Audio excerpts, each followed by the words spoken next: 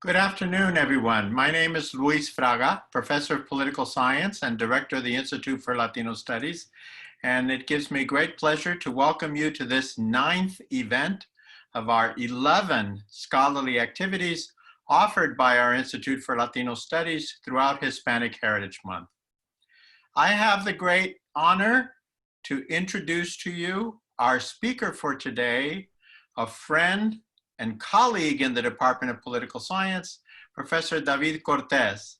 He is an assistant professor in our Department of Political Science. His research centers on ethnic and racial identity with a particular focus on intersectional and situational identity salience. His current book project explores the emergence of a disproportionately Latinx immigration law enforcement workforce as a metaphor for the minority experience in the United States. Drawing on extensive field work, including interviews and observations of more than 100 immigration and customs enforcement, that is ICE agents in Texas, Arizona, and California, his research engages questions of belonging, obligation, and liminality to reveal the careful negotiation of cross-cutting social group memberships of Latinx immigration agents caught between two worlds, both the policed and the police. Professor Cortez is an alumnus of the American Political Science Association Ralph Bunche Summer Institute, and his research has been supported by the National Science Foundation and the American Political Science Association Minority Fellowship Program. He received his PhD from Cornell University, and perhaps most importantly, is a native Texan and the father of two beautiful children as well. And we very much look forward to your comments today. David, please take it away. Thank you so much, Luis, and thank you to the Institute for Latino Studies for inviting me to share my research today. I'm going to go ahead and share my screen here. Can I get a thumbs up if that looks okay? Great, thank you so much. So I'd like to start today by just letting you all know that I'm going to talk a little bit about this ongoing book project of mine that deals with, as Luis mentioned, the emergence of a disproportionately Latino immigration law enforcement workforce. And while this is a large project with a lot of moving pieces to it, I want to make sure that I stay within the time limit today. So there will be things that I cut short on. But of course, I'm more than happy to expand on particular parts of the project during Q&A. So today, more than any period in history, the front lines of federal immigration law enforcement agencies reflect the demographics of the populations they police. Across the agencies charged with immigration law enforcement, namely Border Patrol and Immigration and Customs Enforcement, or ICE, Latinos are overrepresented relative to their proportion of both the overall federal workforce and the general population, with ICE ERO at nearly 30% Latino and Border Patrol nearly 50%. Once an exclusively white enterprise, viewed for much of the 20th century as a foreign occupying force in border communities and referred to at times pejoratively as La Migra, the last 40 to 45 years have witnessed the emergence of a much different immigration law enforcement workforce, what I've taken to calling a new Latino Migra. Now, perhaps most fascinating about this demographic shift is that it's taken place in the context that it has, amidst a historically problematic relationship between immigration law enforcement agencies and Latino communities across the US. A relationship marred by violence and intimidation in which such agencies have never solely policed migration, but indiscriminately blanketed Latino communities in a shroud of surveillance, policing, and battlefield technology. Consider, for instance, the dirigible drones you see here hovering over communities in my home of South Texas. Now, it's important to note that these pictures weren't taken 20 or 30 years ago, but in the last 5. I highlight this point because it's important to recognize that despite the emergence of a less ethnically and racially homogeneous immigration workforce, Today's new Latino Migra find themselves the stewards of a long-standing, but more importantly, ongoing racial project that continues to tie Latino identity to criminality and violently relegate Latinos and the communities in which they live to a perpetual state of otherness. On the ground, however, and in the hands of the individual Latino agents who comprise these agencies, I submit that the boundaries of belonging, of who belongs and who doesn't, are less clear. And the duties prescribed by their institutional roles illuminate an almost existential tension. When these agents encounter their targets, so to speak, they find themselves looking into metaphorical broken mirrors, confronted by faces, voices, and stories that resemble those of their families, their mothers, their fathers, and in some cases, even their own. In these moments, Latino agents come face to face with their own liminality and are forced to make sense of multiple, overlapping, yet fundamentally contradictory identities. How Latino agents internalize and deal with these tensions is the central focus of both my current book project and, of course, the talk today. So how is it that Latino agents negotiate this space between who they are and what they do? Well, previous scholarship has actually given us a pretty simple answer to this. They don't. In fact, in many of the previous studies, Latinos in immigration law enforcement have been characterized as prioritizing their identities as citizens over ethnic identities. The benefits and privileges of citizenship, it's argued, leave Latino agents unable to empathize with the immigrant experience and actually lead them to be immigration restrictionists. In other cases, Latinos in immigration law enforcement have been said to consciously or otherwise have adopted the biases and ideology of the quote-unquote oppressor. And in other cases, Latinos in immigration law enforcement have been said to disassociate from their ethnic identities, given a conflation of Mexicanness or Latino-ness with criminality, not to mention anxiety over terrorism.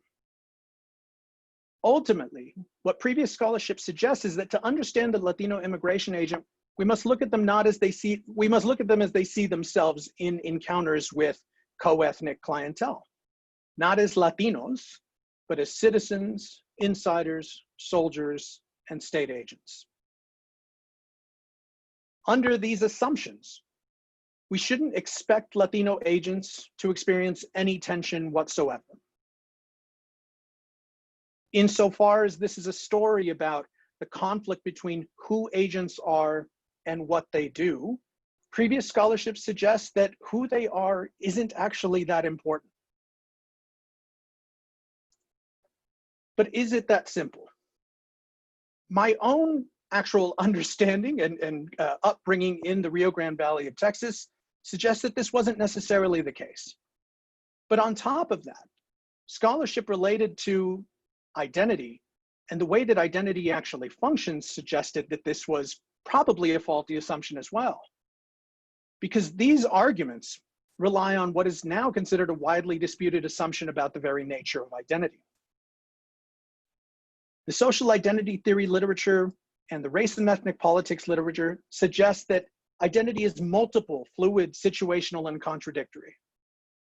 So while Latino agents might adopt identities like citizen, soldier, state agent, or insider, those may not be the only identities they hold.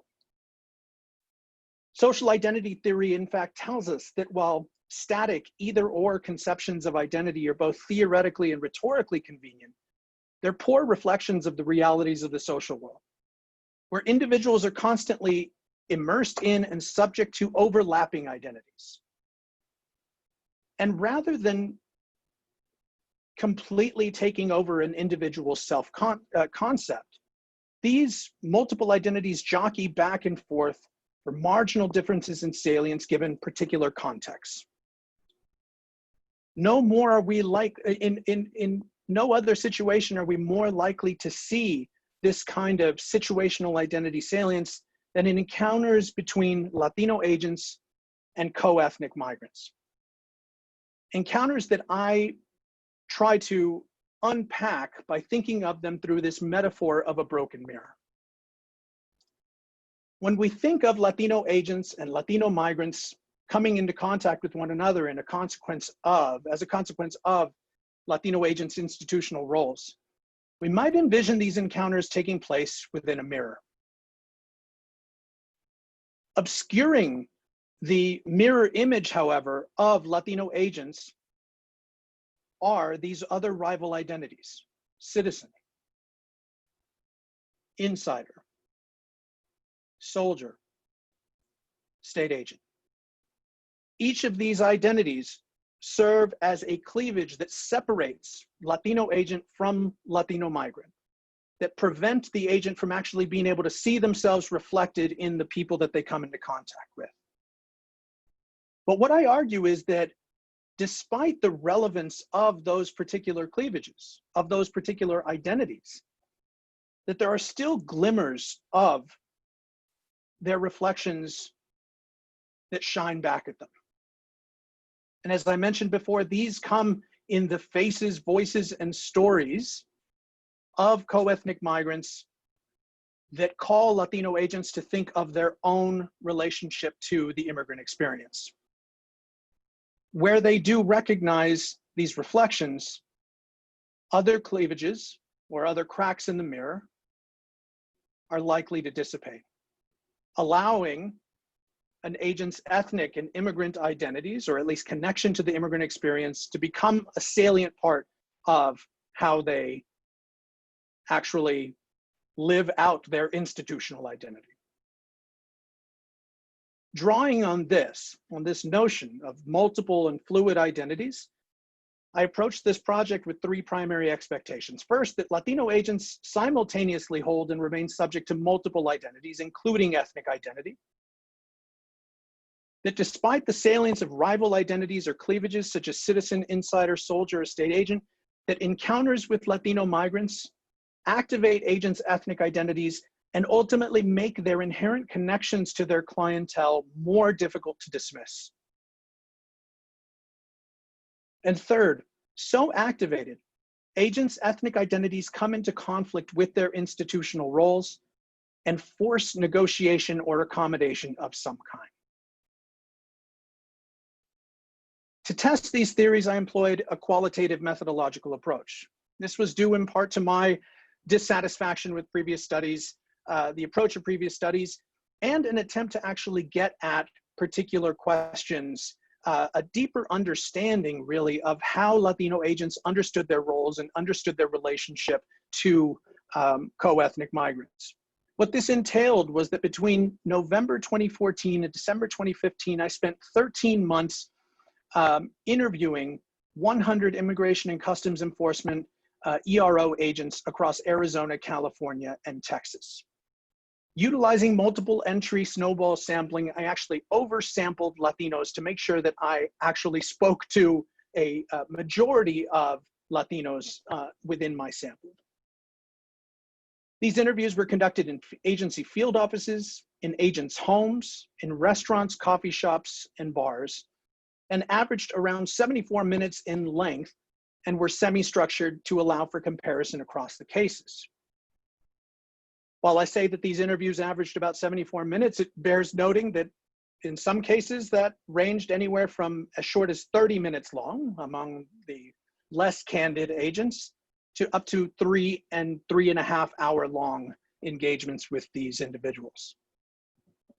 To date, this is the largest and most diverse study of immigration law enforcement agents ever conducted.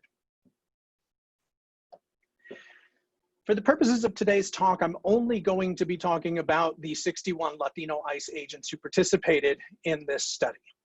Not to say that the other agents aren't important, but if we're talking about how Latino agents internalize and deal with these tensions, then of course, this is where we're focusing.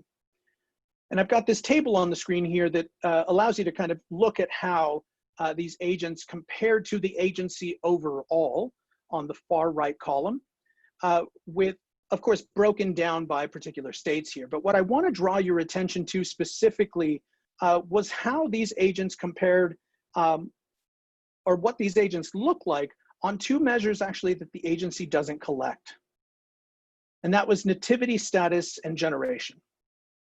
And what immediately kind of jumped out at me when I was conducting this research was how many agents were children of immigrants themselves and immigrants themselves. You'll note here on the total column marked off by that red bar that 41 of the 61 Latino agents were the children of immigrants, and 10 of them were themselves immigrants themselves. So what did I find? Well, Mike Diaz, 45, said, what I grew up knowing was that you're an American, and that's it. So I never identified myself as being Latino, Mexican American, Hispanic, whatever. I just identified as being American. Elizabeth Armenta said, referring to co-ethnic immigrants, they're not my people. My people are American citizens or people who are here legally. René Longoria said, I have no problem doing my job. There's no tension whatsoever. And when I asked Cesar Cardenas about the influence of his ethnic identity on how he basically did his job, he said it persuaded him in no fashion. The thing about these responses is that they're what we would expect to find if we buy wholeheartedly what the existing scholarship suggests. But the funny thing is that these don't make up the majority of cases. This isn't what the majority of responses look like. The majority of responses actually look like this. We're supposed to be transparent to a point where that's an agent. That's not a Mexican, that's not a white guy, it's not a black guy, that's an agent. It doesn't always work that way. In fact, across the board, what I found was that agents' ethnic identities matter, and more than just in the way that they self-identify or describe themselves. And three primary patterns emerged. Ethnic identity, or ethnic identification at least, persists among a majority of Latino ICE agents, with 41 actually opting for pan-ethnic terms like Hispanic or Latino, and 12 opting for country of origin specific terms like Mexican, Mexican American, Honduran, Salvadoran, and the like. Secondly, ethnic identity is made salient in the course of institutional duties. And this primarily happens when agents recognize themselves in their co-ethnics or in the migrants they encounter, right? They recognize their clientele as part of them.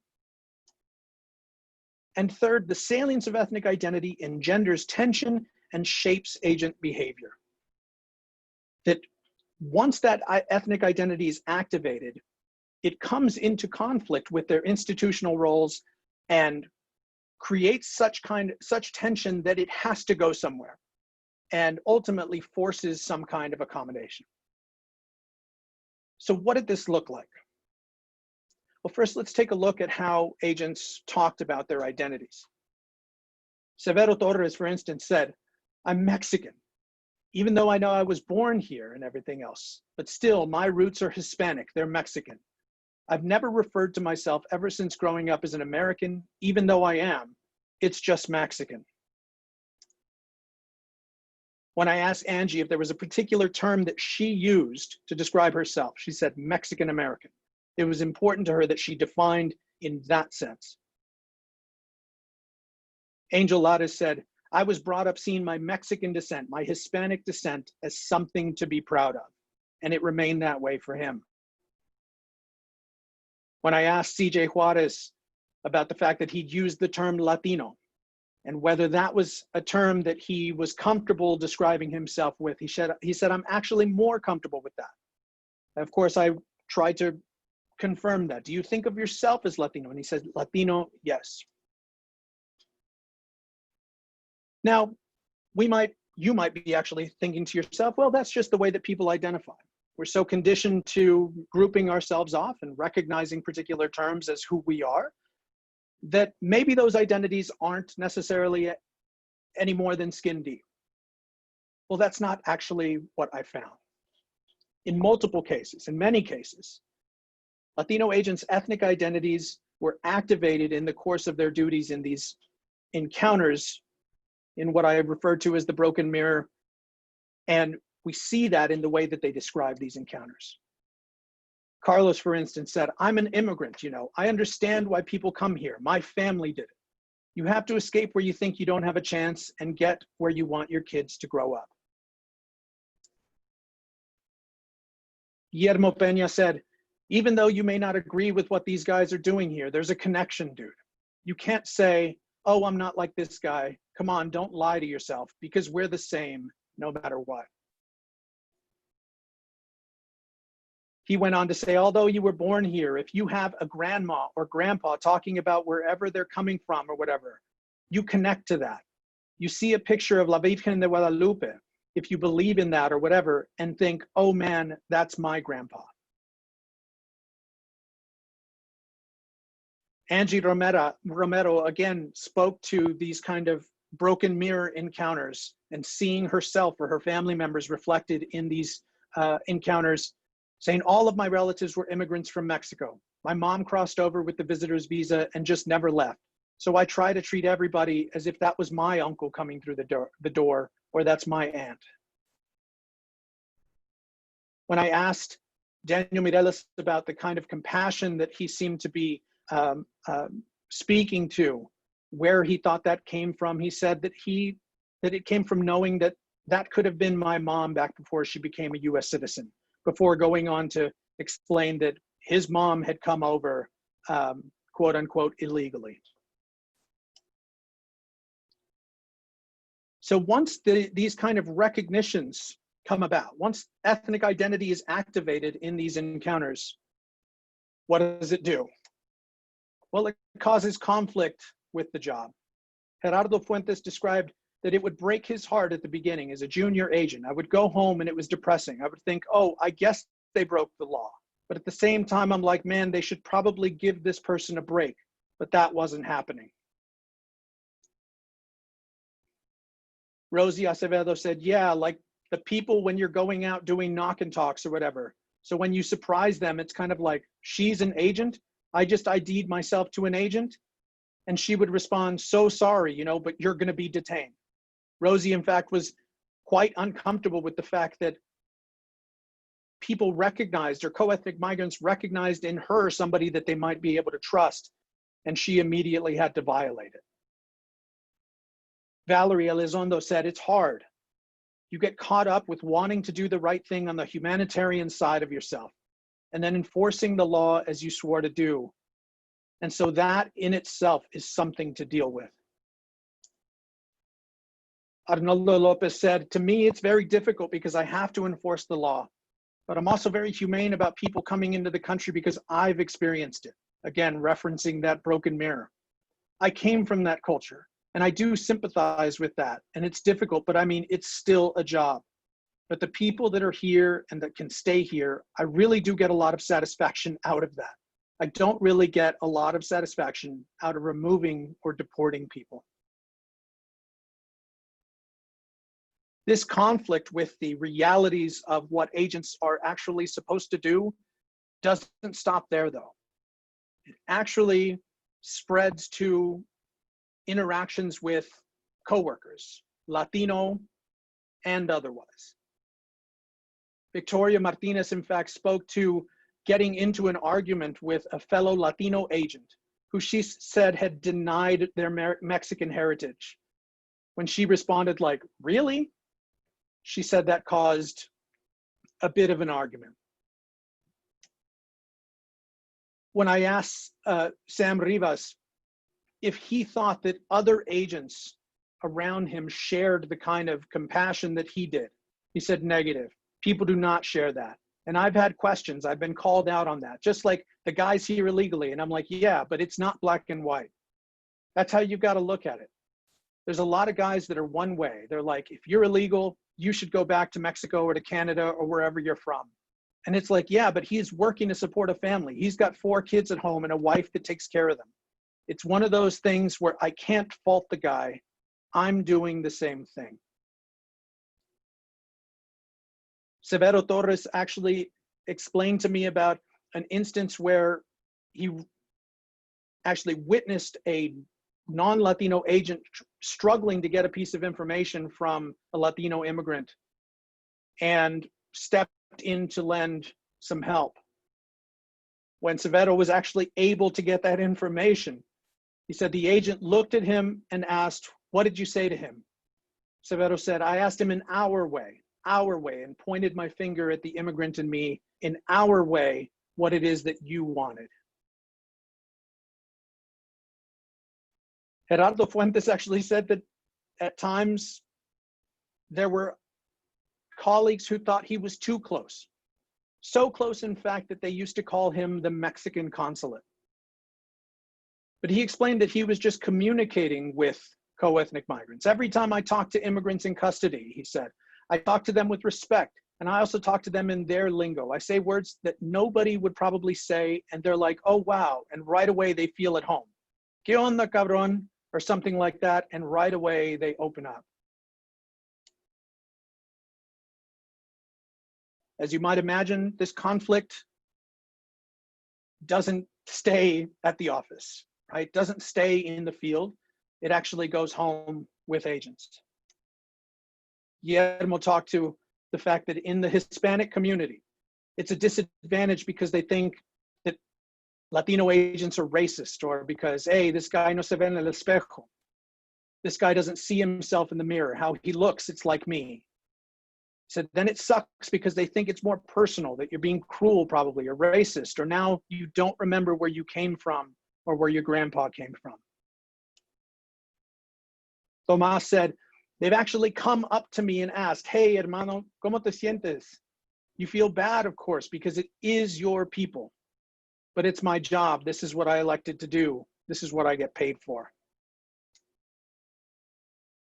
Gerardo said that people actually yelled at him, "Hey, you coconut, your family should be proud." They screamed at me, he said, "Your family should be proud."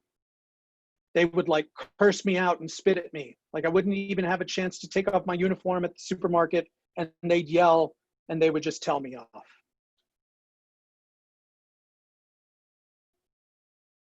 Samuel Rivas talked about how family members actually pressed on him. How could you do this to your own people? Like that type of thing. But it kind of goes back to how I look at my job, he said. It's like I'm doing my job against people that I'd hope you would want me to do my job against. But my uncle in Washington, he had been recruited by ICE a while back, and he said no because a lot of people he deals with are illegal.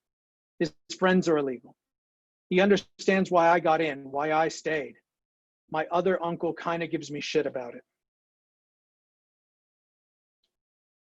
Saul Rodriguez actually said that because of this kind of tension that he's experienced at home, that he basically doesn't tell anybody what he does. I keep it only to the immediate family, which is my family and my wife's. That's it, no one past that. So where does this tension go? I've shown you the way that agents talk about it, right? The kind of things that happen when they're having to arrest somebody, when they're dealing with coworkers, or when they're shopping at the supermarket. But what do agents actually do with this tension?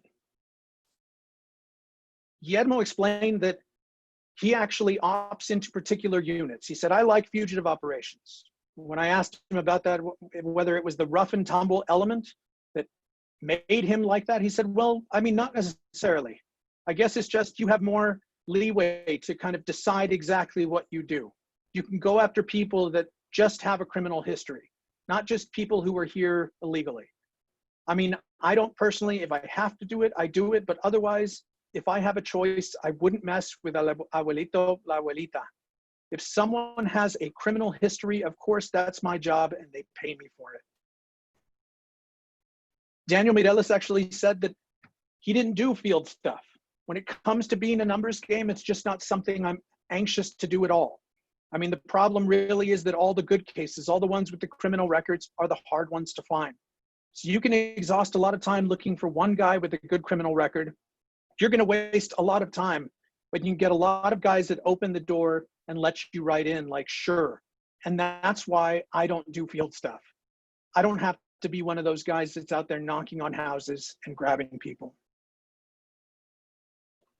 Gerardo Fuentes actually says that he goes out of his way to plead to some extent with Latino immigrants.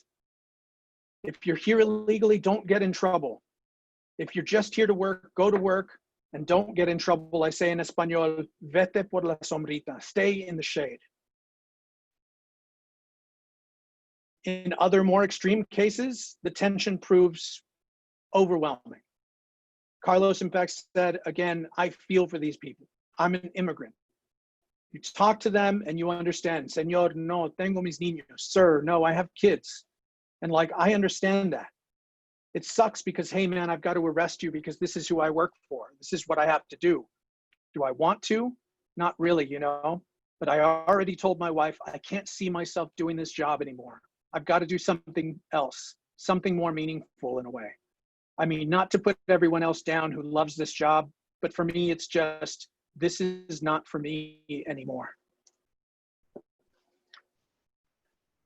I opened with the talk with this question, right? How do Latino agents internalize and deal with the tensions engendered by these overlapping and arguably contradictory identities? The simple answer is that it's complicated, as I've outlined. But the better answer is that it's an ongoing process, that this is something that Latino agents live through on a daily basis, right? This is a constant ongoing process that Latino agents are constantly immersed in negotiations between who they are and what they do. So what do we do with this? From a theoretical perspective, as I just said, this highlights how liminality is more than just a theoretical construct, but is a lived experience and reinforces what people like Edwina Barbosa have told us about the ability of people to actually live and make sense of inherently contradictory identities. From the practical perspective, though, this research doesn't present a rosy picture. If you'll note that in a couple of the cases, these Latino agents, while they spoke to the kind of tension that emerged from the activation of their ethnic identity, their response, however, was to say, this is my job. Agents, in fact, consistently find ways to minimize that tension, like Daniel Mireles did, opting into a unit where he didn't have to be out knocking on doors, or like Guillermo did, opting into a unit where that's all he did. Both of those instances were a case of agents trying to find venues in which they could still keep their job, still keep doing their job, which offers them economic mobility, but minimize the opportunities for their ethnic identity to become activated and engender this kind of tension. And really, substantive actions on behalf of co-ethnic migrants are hamstrung by considerations of this economic security. Agents are ultimately forced to make a decision between doing what they feel is right on behalf of co-ethnic migrants and doing what they think is right on behalf of their individual families. Thank you all so much for listening today. Any comments, questions, and suggestions are most appreciated. You can send me an email at the link on the screen, visit my website, or follow me on Twitter. Thank you so much.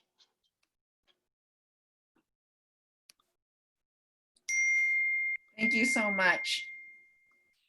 We do have some questions that were pre-submitted. For everyone who joined us late, welcome.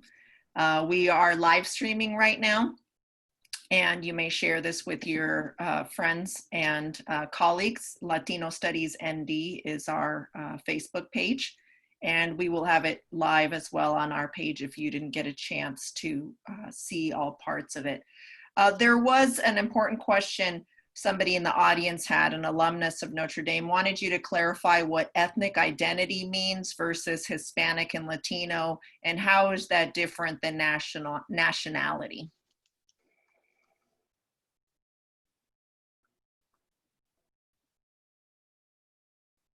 I'm sorry, one more time, Paloma, please. Yes, if you could just clarify the term ethnic identity and how is that different from nationality or national origin? Go ahead. When I refer in this study to ethnic identity, I am referring to Latino or Hispanic identity, recognizing that that is actually encompassed in different ways of, in the different ways that Latino agents actually identify, right? When I say I'm Hispanic or Latino, I'm referring to typically the same ethnic identity, just as much as when I'm referring to myself as Mexican American.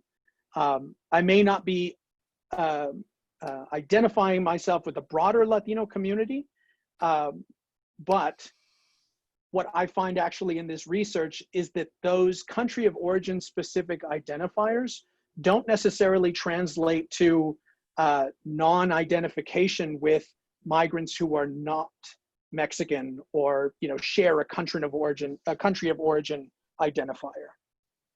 I hope that makes sense. Thank you. We have another question from an alumnus and an ILS advisory board member. She asks, how have Border Patrol agents and other ICE agent roles changed since the new administration? So this is a really great question. Thank you. It's hard to tell. It's hard to tell, at least from the, I should say, from the perspective of the individual agents themselves. But what we do know is that the Trump administration has done away with the policy of the latter Obama years, which we would categorize as the priority enforcement program, which essentially attempted to refrain from acting on or seeking deportation orders on people here without proper documentation, but who didn't have a criminal record in the United States. This was under the guise of President Obama, his goal of actually policing felons and not families, as he put it. We all know that these lines were blurred to some degree, but this program, at least from the perspective of the agents at the time, allowed them the kind of leeway, like some of the agents in the ultimately described, to opt into units where they could reasonably dismiss the people that they were dealing with as threats to the community and thus not my people. The current administration, to my knowledge, has not continued with this program and will prosecute, along with zero tolerance policy, will prosecute anyone here apprehended without documents. Indeed. Thank you. Another question from our audience members is, if any of these agents have experienced violence against them, such as human or narco traffickers attacking them? There were some of the agents, that's another kind of element of this, is the fact that some of the agents were themselves Border Patrol agents prior to becoming ICE agents. And what that did was really introduce a whole lot more experience, right, among the people that I interviewed. Many of those who had spent time in the Border Patrol described getting into altercations with people along the border, having violence perpetrated on their bodies by smugglers or things of that sort. But also describe those instances of, again, encounters with these broken mirrors where they saw themselves reflected in the people that they were dealing with. And on a couple of occasions actually described how those people that they came into contact with, helped them move their vehicle out of the mud in one particular story that rings a bell, but left a kind of deep imprint on the way that they approach the job. So while there was violence, there was also the opposite end of that spectrum. Very interesting, very interesting. Could you comment on the gender breakdown of your sample, and were there differences in their responses along those lines? Yes, that's another really great point here. ICE, Border Patrol overall, are still very much subject to kind of patriarchal norms that we see in law enforcement more broadly, meaning that they make up only about a quarter of the immigration law enforcement workforce, women do. And as a consequence, actually only make up about a quarter of the sample of agents that I spoke with. But their experiences were actually quite telling. There were significant differences between the way that Latino men approached the job and Latinas did. In those cases, gender was another intersecting identity, right? In that figure that I show of multiple overlapping identities, right? For many of the women in the sample, gender was an added concentric circle. And we're struggling in many cases to negotiate between those three, between what it meant to be an ICE agent, an ethnic, a Latino or Latina, and to be a woman. And they were fighting back against judgment on the part of their male counterparts. And then also feeling like they had to assert particular levels of, or particular kinds of authority over migrants that they encountered in order to overcome a gender imbalance, right? Or a gender difference. There were also times, though, where women agents would describe understanding where the migrants that they came into contact with were coming from. In some cases, even describing similar experiences having to leave children behind with parents in one part of the country while they went off to work in another. And these kind of experiences actually shaped the way that they interacted with female migrants, especially those who were bringing children as well. Really fascinating dynamics in the way that gender played out. Not to say that men didn't have particular gender roles to play as well. In some cases, castigating male migrants for what they deemed as improper behavior as a father, improper behavior as a man. This is all the subject of one of the later chapters in the book. Thank you. Thank you for sharing that. Could you talk about why these Latinx professionals joined La Migra? I know you alluded to it in various commentary that you shared from the subjects you interviewed. But overall, what's the driving force? What's happening in that region that leads these professionals to join La Migra? This is a great question. Thank you so much, Paloma, and gives me the opportunity to promote my most recent publication with Political Research Quarterly. Excuse me, I just had an article published called Latinos in La Migra, Why They Join and Why It Matters, addressing this very question, right? Which is a fundamental question. Before we really even think about how Latinos, work in immigration, it's important that we understand why they do.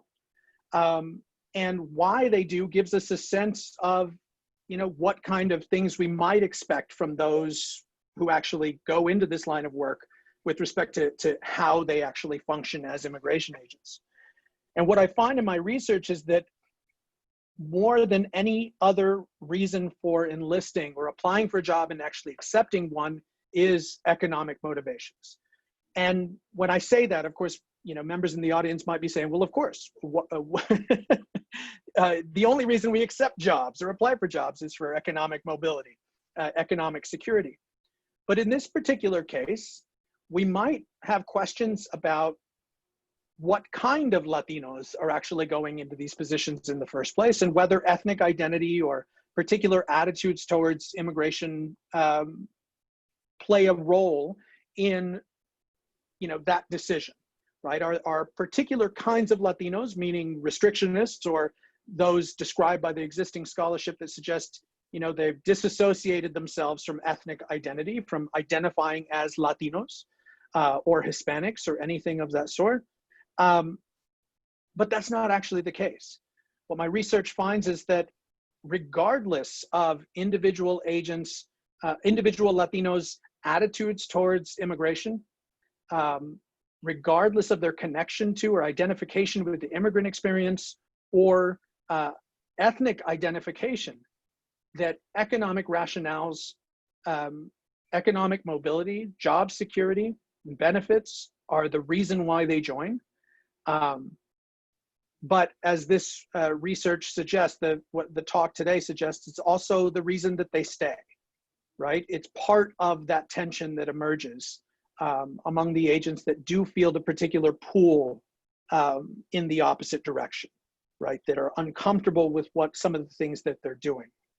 So yeah, and ultimately what's going on in that region, that was part of your question as well, is that Latinos across the country, but specifically in the border communities from which agencies like Border Patrol and ICE, recruit their personnel, consistently lag behind the rest of the country, behind all other racial and ethnic groups with respect to high school completion rates, college completion rates, and definitely behind non-Latino whites when it comes to median household income.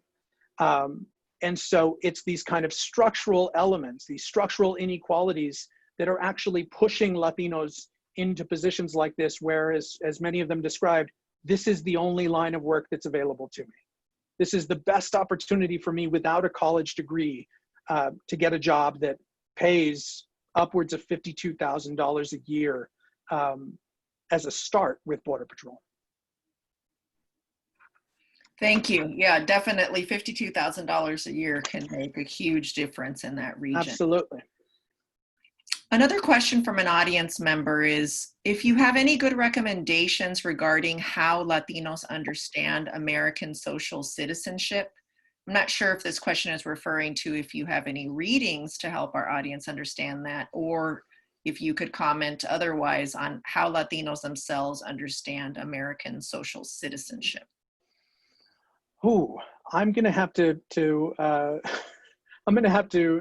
say maybe that's something that we could talk about via email or something, if that audience member wants to chat about that, because I'd like a little bit more elaboration on the particulars of the question, if Sure. that's okay. I'm sorry.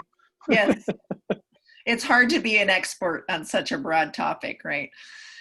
So our other question from an audience is, could you talk about your methodology? What were some of the challenges you came across collecting the data? And I'm going to add to this question, not only did you have challenges back then, but if you tried to do this now, would you be able to collect this data? That's a great question.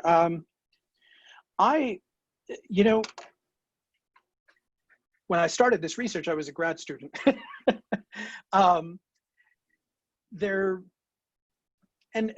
And fortunately, I had really great advisors in graduate school who pushed me to literally at one point, lose all sense of shame. Don't be ashamed. Don't be afraid to reach out to people and bug them to talk to you. But I mean, that was the primary kind of hurdle, was getting my foot in the door, recognizing that these were federal agents, and that they might not want to be talking to a researcher who's coming around asking questions about what it is that they do, specifically in the kind of, context of how immigration law enforcement is kind of viewed by particular segments of the population, right? They were still at that point, a hot topic, right? And a lot of them actually described feeling, judged unfairly by the general public and by the media and things like that. So part of the hurdle was just getting them to actually talk to me in the first place. But what I did was just made myself available, and of course, would show up with coffee and donuts and try to meet as many people as I possibly could, on top of actually going through the public affairs offices of the agency itself. And the kind of background to this is getting clearance essentially from agency field office directors so that I could literally be in the building. And I think part of, or the success to this actually came from the fact that I presented the study as an objective research project, right? My goal was to understand them better, to understand the people that actually do the work of policing immigration law. And this wasn't necessarily even from a perspective of passing any judgment. Obviously, I don't do a lot of that in this work. I let them speak for themselves. And I think what this does is illuminate a new, increasingly ubiquitous part of the Latino experience in the United States. And that only comes from the fact that I presented myself to them as somebody who just wanted to understand them better. With respect to your latter question of, would I be able to do this today? I have serious doubts that I would. I have made attempts in the last several years since the Trump administration took office to make contact with some of these men and women again. Some of them I've spoken to and have been able to kind of conduct some follow-ups. Others, however, have been a little bit more skittish, and basically said that the agency was cracking down on talking to outsiders, and in some cases even saying they felt uncomfortable talking to me on their government-issued phones, like they might be being monitored. And that again speaks to some of these relations, these kind of dynamics between Latino agents and their non-Latino counterparts, right? The non-Latino agents. Another chapter in the book talks about and really focuses on the interviews with the non-Latino agents. But there's a fair amount of code switching happening, right? Where Latino agents are behaving in one way when they're around non-Latino agents, and then behaving a different way when they're alone and in dealings with Latino migrants. And they do, like Gerardo talked about, his fellow agents calling him the Mexican consulate, do feel scrutinized, not just from the migrants themselves, not just from members of the community, but from their peers. So I couldn't say that I could do this again today. Thank you so much. Thank you for this Thank you. talk. I'm now going to pass the baton over to Professor Fraga. David, I also want to say thank you so much for, again, helping us better understand the complexities of what it is to be a Latinx person in the United States today, and a Latinx professional in the United States today.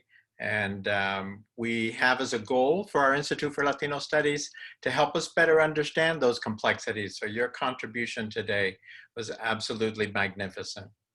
Thank you, Luis. Thank you very much. I want to remind our listeners and folks who are still with us that we have 2 more events for Hispanic Heritage Month.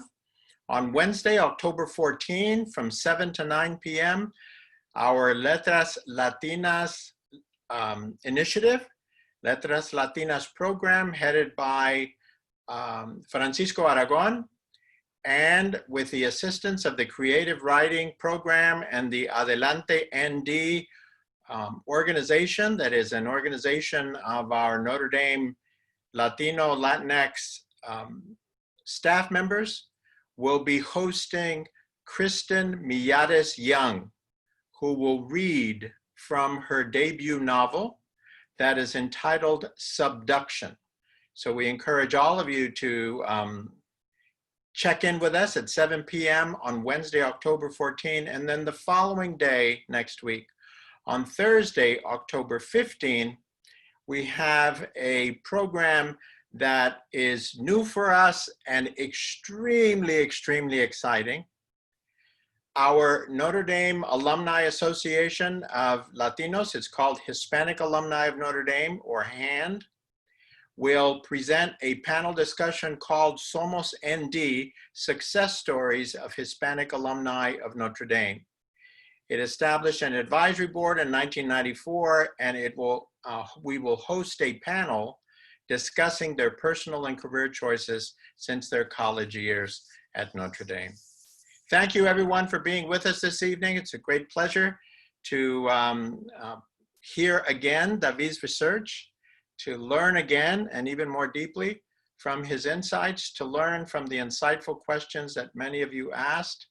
And if we do our work properly at the Institute for Latino Studies, we educate every moment of the day. I think you'd have to say that this afternoon, this evening, we have certainly done that, and we're very proud to be able to make that claim. Be safe, mask up, and I wish everyone a very, very good evening.